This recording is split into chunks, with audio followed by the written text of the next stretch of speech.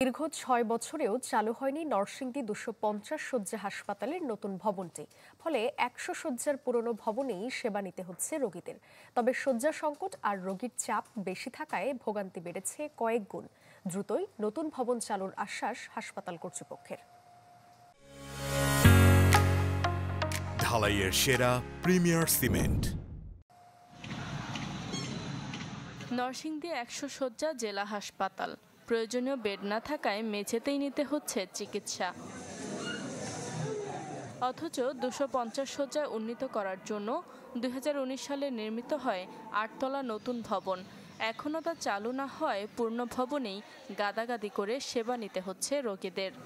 ৫ বছর যাবত এখন এটা হচ্ছে, তাই না? এটা যদি চালু হয় তাহলে এখানে বিটাও কমবে, মানুষের ভোগান্তিটাও কমে যাবে। কোনো সিট নাই, তারপর আমরা ফ্লোরে রয়েছি, ফ্লোর থাকার পর মনে হয় কোনো সেবা পাচ্ছি না। এই পাশে একটা ভবন আছে, ভবনের চালু হইতে পারে, আমরা সিট পাইতাম, বেড পাইতাম। জনবল সংকট ও প্রয়োজনীয় যন্ত্রপাতির অভাবে চালু করা যাচ্ছে না বলে জানান হাসপাতালের তত্ত্বাবধায়ক।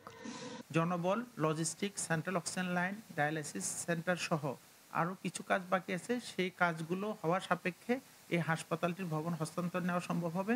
এগুলো সম্পূর্ণ হলে আমরা আরও নির্বিচ্ছিন্নভাবে জনগণকে আরও উন্নত সেবা দিতে পারবো। সব সংকট দূর করে দ্রুতই ভবনটি চালুর আশ্বাস হাসপাতাল কর্তৃপক্ষের।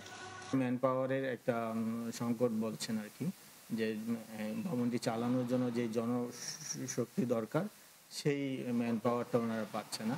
সেই জন্য ওনারা হ্যান্ডওভার নিতে একটু বলছে যে অপেক্ষা করার জন্য। যদি আমাকে 14 দিনের মতো একটা হ্যান্ডওভারের টাইম দেয়, সেক্ষেত্রে আমরা এই ফ্যান এবং স্যানিটারি যে আইটেমগুলো বাকি আছে এগুলো আমরা দ্রুত সমাপ্ত করে হ্যান্ডওভার দিতে পারবো। হাসপাতালটিতে প্রতিদিন গড়ে অন্তত ১২০০ রোগী সেবা নেন। Desk report, channel 24।